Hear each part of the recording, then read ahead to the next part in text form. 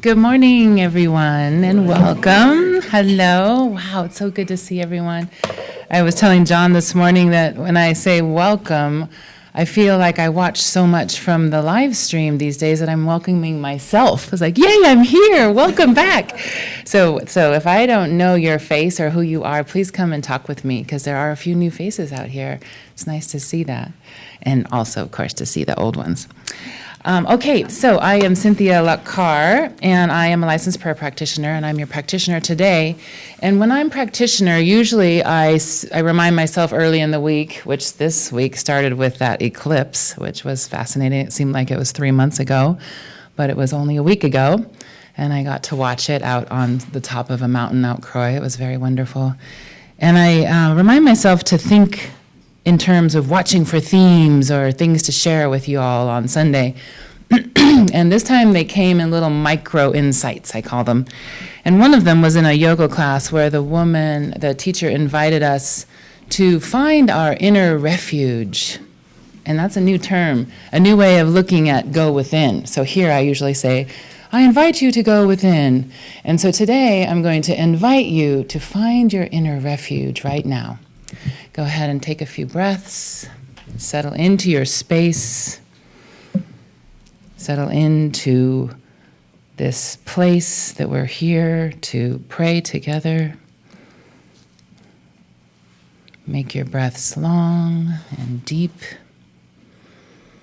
And notice the divine coursing through you as your physical self.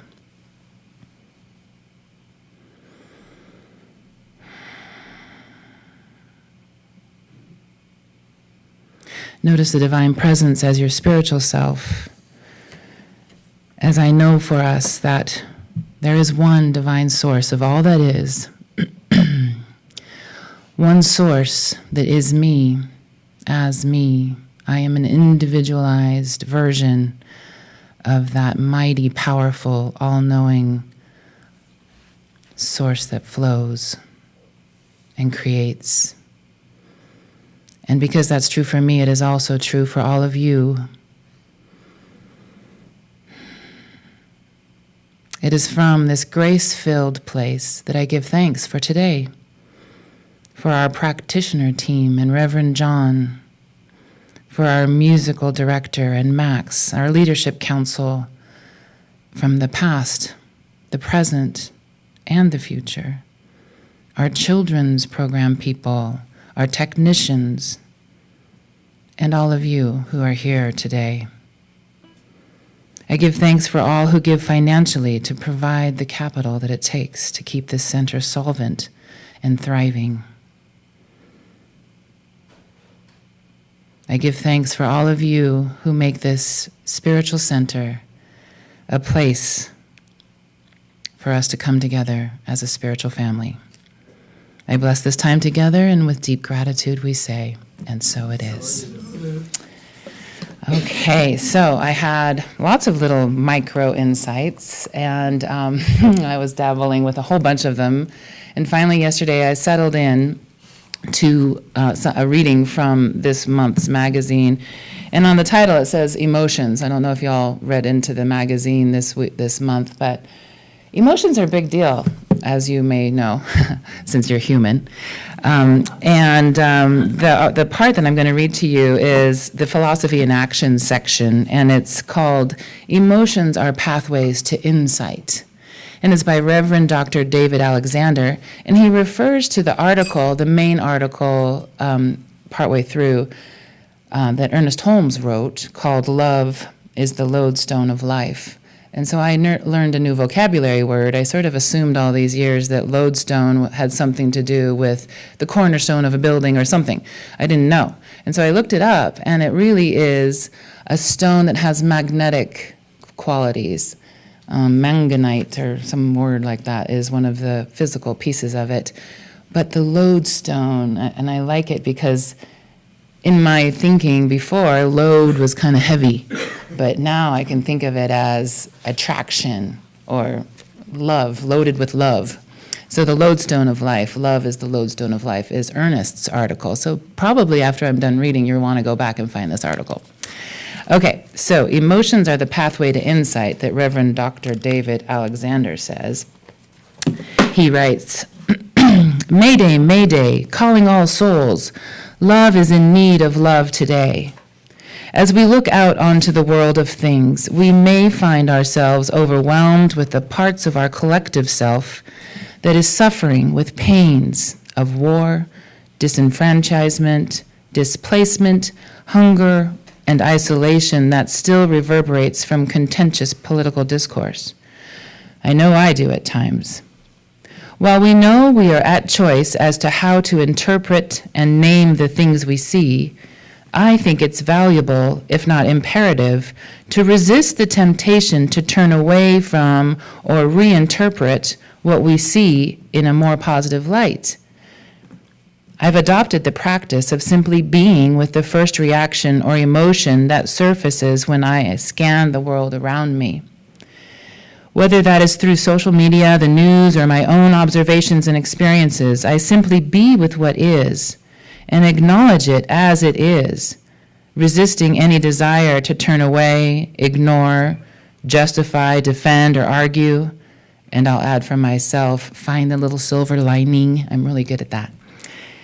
The result is an emotional practice as I find myself being with anger, pain, heartache, disgust, cynicism, sarcasm, grief, sadness, worry, doubt, just to name a few. Emotions are our pathways of greater insight into what is really happening in the law of mind. When I have the courage to follow where they lead, I discover old beliefs, worn-out ideas, and unconscious biases that have been long overdue for a thorough examination.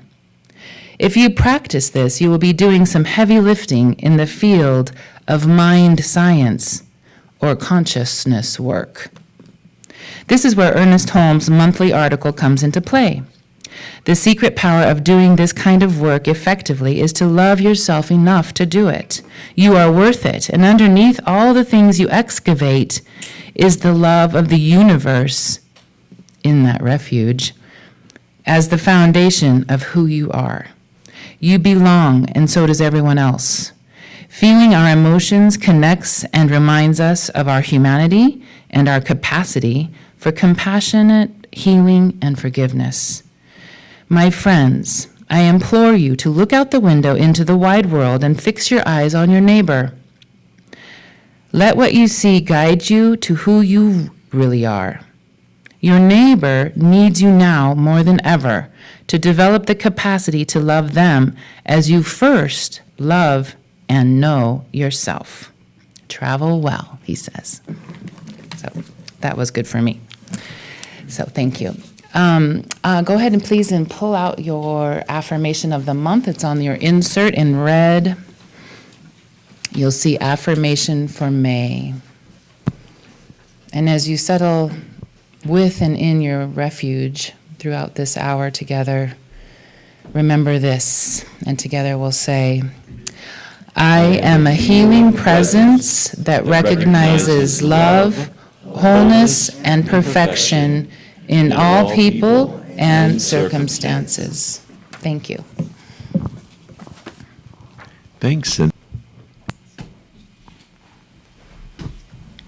Thank you, RL. Thank you, Max. Good morning, everybody. Oh, some people snuck in. Now I turn my back and things happen around here. You know, I have been called to jury duty, I think, an unusual amount of times. So when you do the math and you look at how many people are in Blaine County, and I think in the last 15 years, I've been called up to serve, you know, it's a 2-month thing here, like 4 or 5 times. And if it's like a lotto, I wish I could win a lotto of a different type. So I'm not enjoying this lotto, but I've never actually served on a duty, and I'm jury duty. Usually even the 11th hour, there's a thing on the little recording that you call, and they say that it's been resolved and you are excused. So I think about 2 or 3 jury duties ago, I finished my 2-month. I was like, yes. And I got another letter. And this time it was from the federal court. Up the game a little bit. And again, I thought, this is a bit suspicious to me. Are there no other people of a certain age that can serve on duty, on jury's duty? And I was really starting to get a complex. And again, I thought, well, maybe I should buy lotto numbers at this point because my number keeps getting picked. And this letter was an interesting letter. It said that there is a very high-profile case that is coming up to be tried at the Boise Federal Court, and that over a period of several days, that there are going to be several hundred people throughout Boise called to go through the first interview, and that it would involve about a full morning where you would fill out I think it was like a 200-question questionnaire.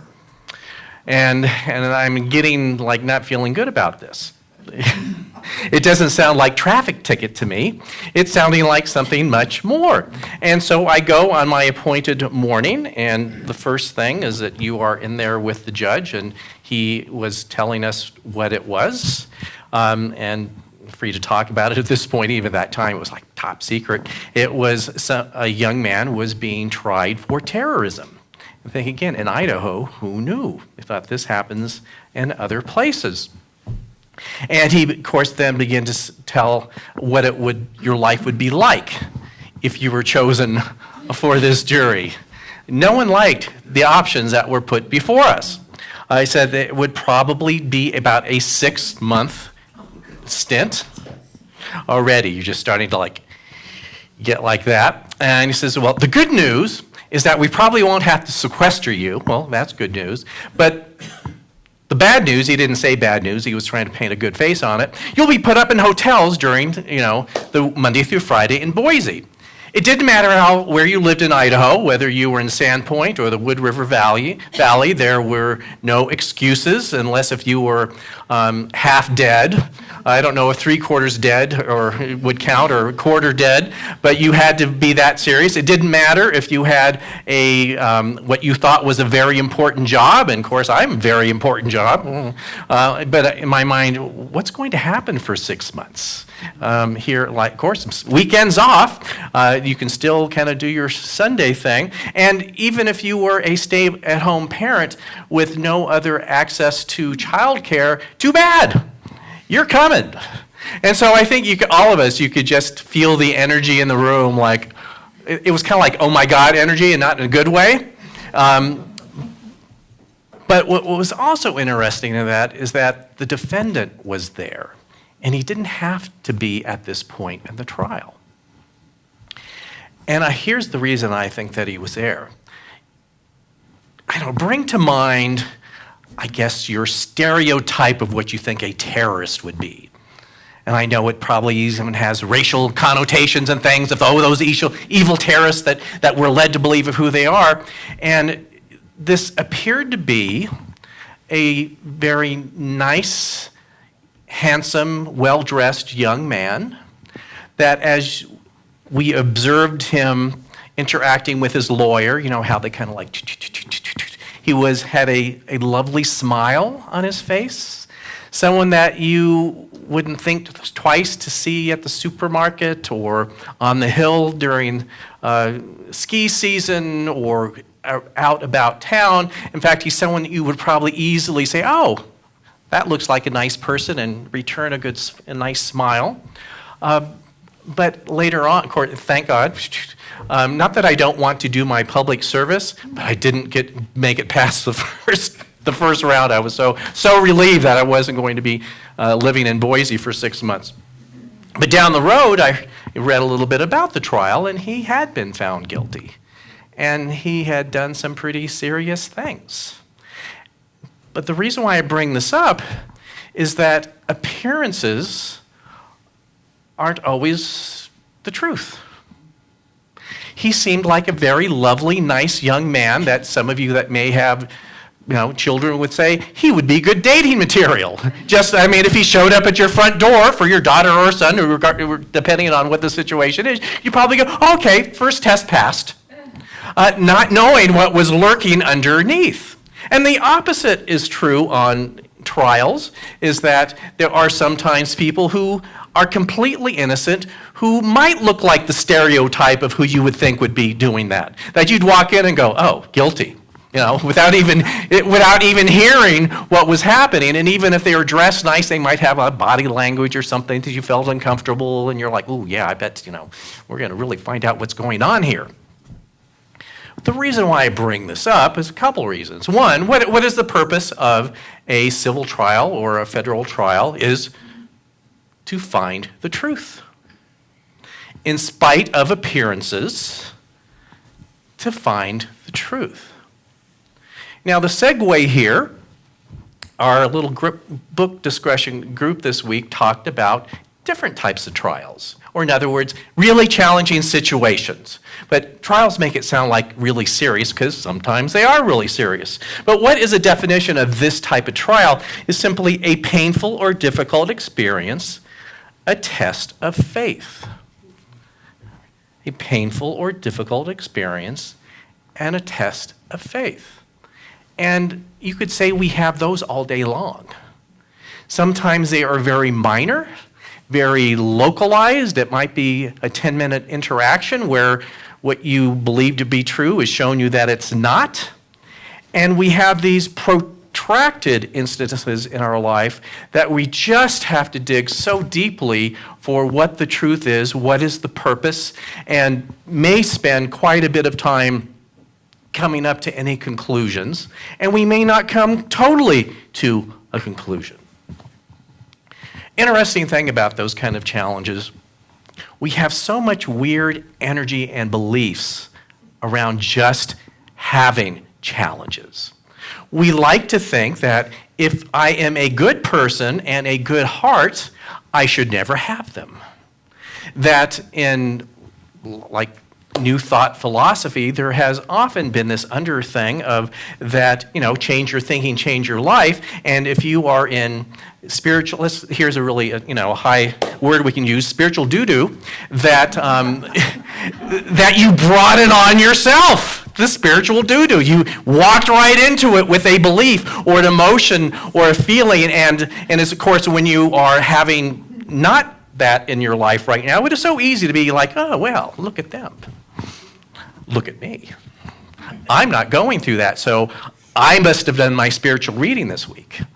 I went to John's workshop or whatever, that the silly things we tell ourselves to convince ourselves that we are just levitating, through life without those challenges because I don't get them because I got it.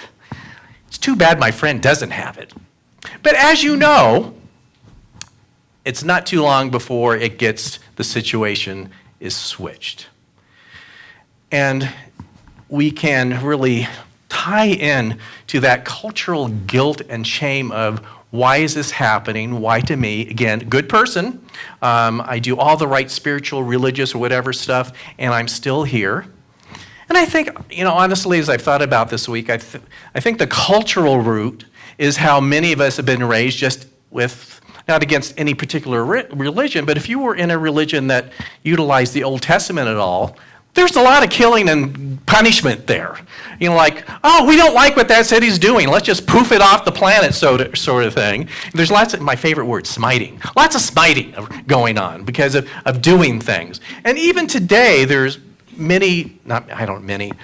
some ultra-conservative clergy that will always have commentary after like a Hurricane Katrina that have come up with the diagnosis, oh, it's this group of people, and if we could only heal or get rid of these group of people, we wouldn't have these hurricanes anymore.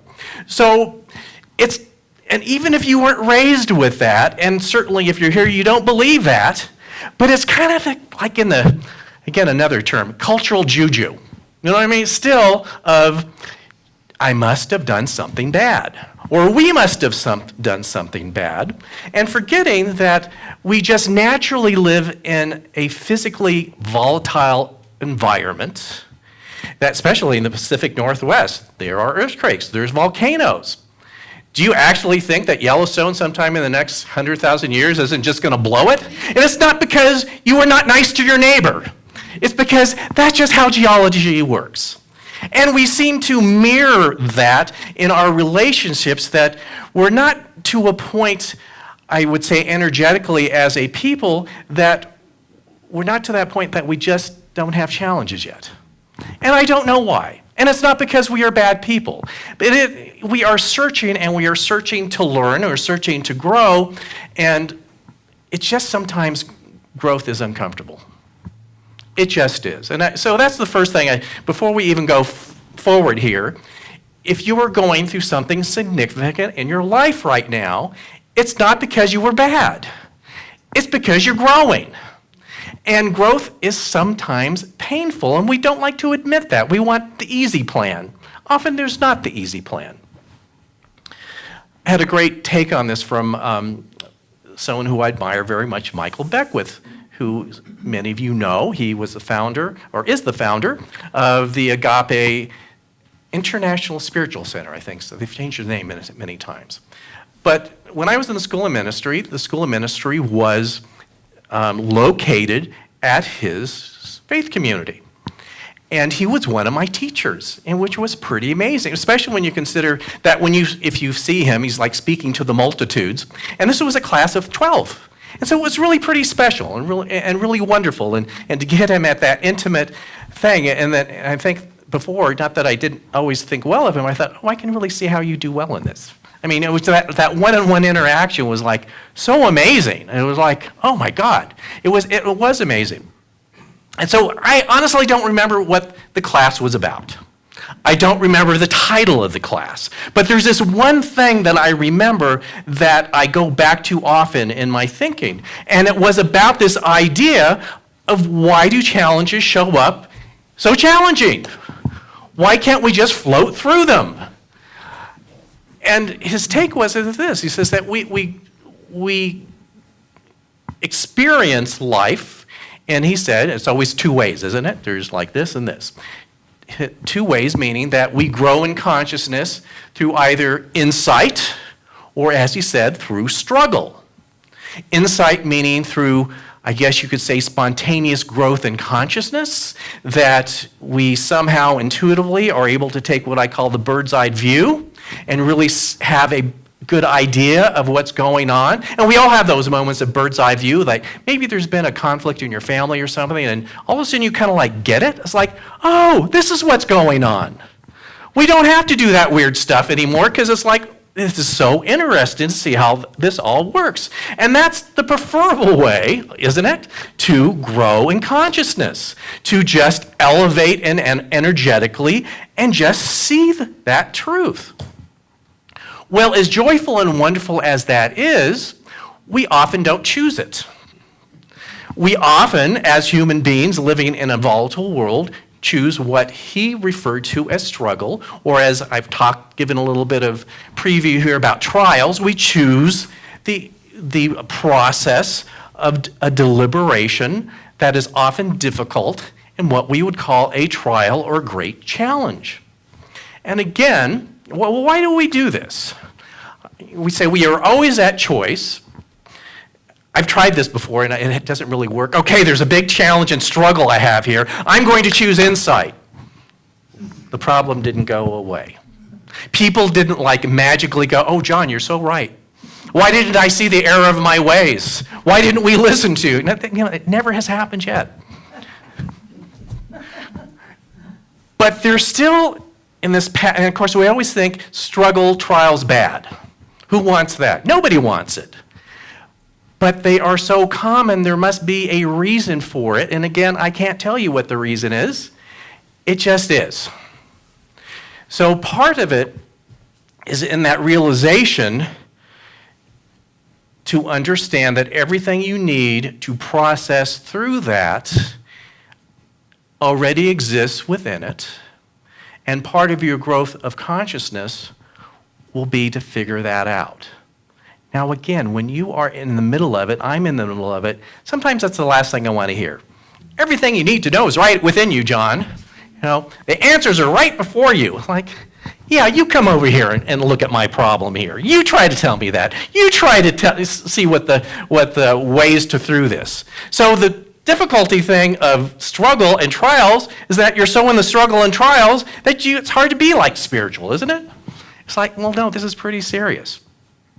I think here's a really good analogy I figured out this week. So about 5 years ago was my last trip to see family and friends in Los Angeles. Of course, instead of BC, we'd say BC before COVID, that's the new thing. So a whole other different world existed, and we have been in this struggle and trial. You see the connection there? But one of the things that Mac and I did is we've stayed a couple nights with a friend, and of course the thing is, what do you want to do? And of course it's amazing when you live in a small town and suddenly in a very big town, it's overwhelming of the things that you can do. And one of her suggestions, which we actually didn't do, but she told us a lot about it because she had a lot of experience with this, is that she says, do you want to go to an escape room? Who knows what an escape room is? Has anyone been to an escape room? And I'm not talking about an ex-spouse's or something. No. So this is what it was. I don't know if it's still a thing. It was like a big thing for a while. And I don't know in post-COVID world if it's a thing.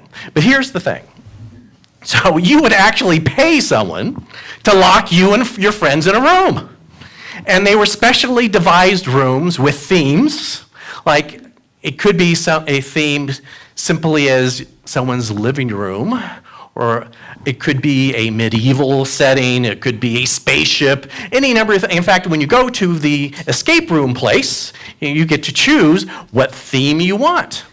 And they lock you in, and the whole point is you and your friends are supposed to figure out how to get out of there. And the good thing, though, don't panic, I guess you pay for a certain amount of time, so no, whether it's an hour or 2 hours or whatever it is, they will come get you if you can't figure out how to get the escape room. So you don't have to bring like 3 weeks of food and hoping like, gee, how are, my best friend, not the sharpest knife in the drawer, I better bring extra water. It's just, that's not the way that it works. You do get saved at a certain point, which would be great if challenges really work that way. It's like, no, you've taken too long here, let's just solve it. It doesn't work that way. But the whole point is, it's not like you are supposed to say, let's look under the cushion and see if there's a key. That's not the way that it works. The way that it works is that at first it's like, oh, look at this room. It looks like Grandma's living room, if you chose Grandma's living room as a theme. And there are visual clues that at first might not seem apparent. And one visual clue may lead you to another, and then to another, and then to another. I mean, like we're playing a game of Clue here, remember the board game? And that eventually, that you, the key was hidden under the brick on the fireplace, because these clues, again, almost like a scavenger hunt, led you there, and of course, click, you're out of there. So, again, everything you needed to know was in the room. That you worked with your friends in a way that maybe you've never worked with them before. You looked at your surroundings in a way that you did not look at them when you immediately walked into the room. That you took a completely different visual inventory with this idea of, what do I need to learn here? What do I need to take in? What do I need to release about an idea I have, a particular object, that might actually have the answer that I don't like that kind of object. I don't want to look at that kind of object, but it might have the clue I need to lead me to the next clue. So you could say in some ways that these challenges and trials are a bit like these escape rooms. Don't want to be there necessarily. I mean, once you're locked in, it's like, was this a good idea? I could have had a better team. Should have brought Mary. She's so much smarter than I am. But you're there. And you have to change, in a sense, you shift your consciousness as a way of finding your way out. But in the real world, it is like that, and then it's a little different than that. So when we are in great challenges or trials, we do approach it like escape room, meaning I need to get out of here as quickly as possible. How can I heal my way out of here immediately? I want to leave this trial behind so quickly, I want you to see burnt rubber on the road. Isn't that when something comes up like that, got to get rid of it. Got to heal it, got to get it, leave it in the rearview mirror, just got to put it behind us. But metaphysically, the trick about, quote unquote, the trial escape room is that, yes, you need to look for clues for what you need to learn and to see things differently, but part of it is to challenge yourself as much as you want to get that key and run out of the room, is to be as fully present where you are as possible. In fact, the only way out of the room is not to seek to get out, but to stay right where you are on a certain level of consciousness. That you have, again, fully present where you are, have no idea why this thing is here, but it's here. And I have to get very intimate with it before I can bless it out of my life in some way. And again, that is so counterintuitive. We want to get rid of it, but it's almost like you need to make it your best friend. Weird thing, it came up in my mind, there's a children's movie that, 10, 15 years ago. Was it Nanny McPhee? Did anyone see that one, have kids? So here's the weird thing. So they had this nanny they didn't want, but was there obviously to teach them big lessons. And she told the kids, this is one line I remember of this movie, says, "I will be here as long as you don't want me, but once you want me, I will be gone." Think about that a bit. So once they learned to appreciate what she brought into their lives, and she did the work that she came there to do, she would move on to the next thing. That's kind of like the escape room. It's like it will be there as long as you don't want it to be there. And once you start to appreciate, or at least get some insight of why it's there, and even though you still don't want it, but start to understand the gifts that it is bringing, that is the only point that it might eventually disappear from your life. Isn't that weird? I have to work on liking this thing before it'll go away. And it's not about like. It's about being present. It's about getting a deeper understanding about it. And it's also knowing that in this big world of mystery, that you may not fully understand why it was there in the first place. You will have some insights. You will have amazing things to be grateful for. But truth be told, you will still wonder, what was that fully about? Because often in the big trials or challenges of our life, it never gets completely resolved in the way that we humanly would like it resolved.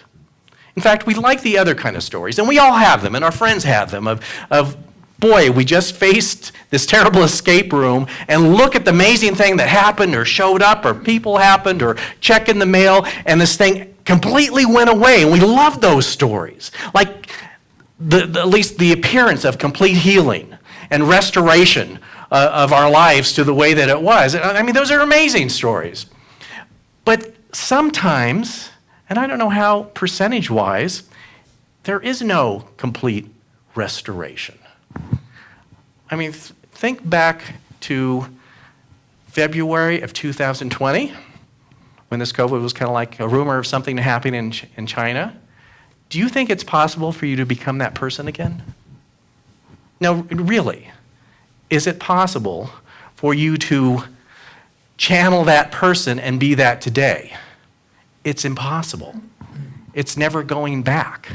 And that's part of the realization in these trials and challenges, is that there are things that will never, quote unquote, go back.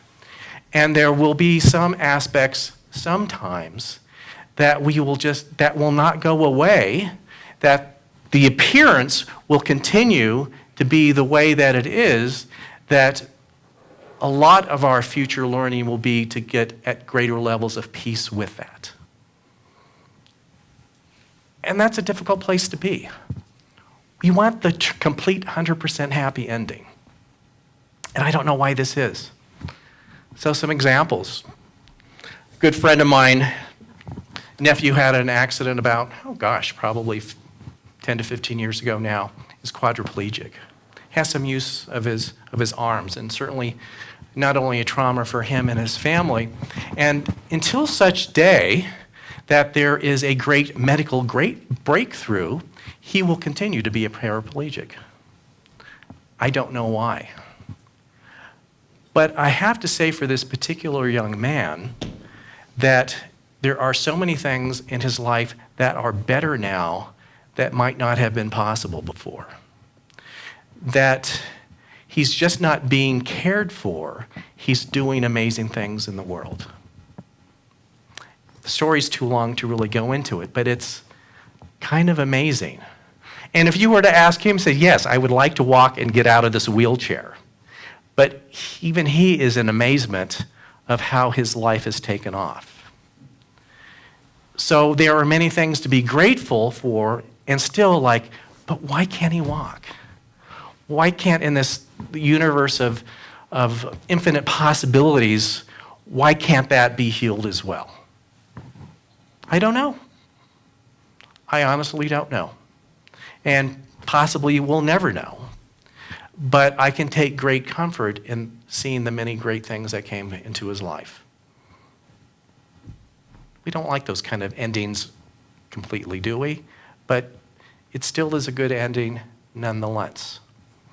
And again, there are still so many things that we just can't explain. Funny, when I was in seventh grade, my mom had been years of alcoholism and drug abuse. And she so destroyed her brain and her spiritual essence, I think, that she lived the rest of her life in care homes. And I don't know why. She never recovered. She physically could not recover. And so that is something that we carried around. But here's an interesting thing. About 2 years later, my dad had an employee, a woman, mid-40s, who actually only worked with my dad for a few months. She had been married for several years and was unable to have children, which was unique in her family. She had like 7 brothers and sisters, and everybody just had tons of kids. And after a few months, we just spontaneously adopted each other. And this was a relationship that was lifelong until she died about 10 years ago.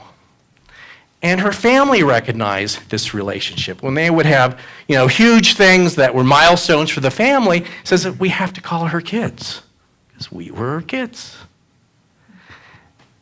So I still am not overwhelmingly happy with how it turned out. I mean, at least with my mom. I am so grateful for the mother type of relationship I ended up having in my life. Again, it's not completely satisfying, but it was amazing and miraculous at the same time. So again, when we go through challenges, trials, we're going for that perfect happy ending, and sometimes they happen. Sometimes they don't. It doesn't mean that you had bad thoughts. It doesn't mean that you were bad. It just means that we're human. And things turn out in ways that are unexpected. So, as we are in this crazy weird world we exist in right now, and I think if humankind were to have a main event of growth, I'd say this is probably it. And I think it is protracted over a period of time. And even though I believe in infinite possibilities, that yes, we could wake up tomorrow morning, that it's all resolved, I think that we are going to be present in this escape room for a bit longer, and probably for quite longer than we would prefer. But we're here to do our piece. We're here to do our healing, and we're here to show up as healed individuals and consciousness in this world that needs a transition. So just be present where you are. And let's just bring this to prayer. So let us be thankful. There is so much to be thankful for. And in this Thanksgiving, we realize that the presence of the divine, of the Christ consciousness, is right where we are. We don't have to go on a trip to find it. We don't have to go to another building to find it. We find it right at home, right within ourselves. And we seek its comfort and we seek its guidance. And as we do so, we realize that we are exactly in the right place at the right time, at all times. And that its guidance shows us that healing is ever present right where we are, always. And that healing is not only possible, but it is inevitable, even if it doesn't show up how we would prefer. It is inevitable. So this morning, we, in our growth of consciousness, embrace, as we say, that divine essence that is in all things, and accept the appearance as it is. We know that there's nothing more to do, to just be present and accept it right where we are. And as we know that we do that, we accept an elevation of consciousness. And we bring that elevation and not only to any particular experience we have now, but any in the future. The presence of Spirit is right here always. I may not like how it shows up, but it is there. And so we give thanks for that. We may not understand it, but we give thanks for it anyway. And as we give thanks for it, we do what we say that we release it. In a sense, we release our human ego attachment to how it has to show up or how it has to be, and we just release our acceptance. And as we released our acceptance into the heart and mind of Spirit, amazing things happen. And so it is.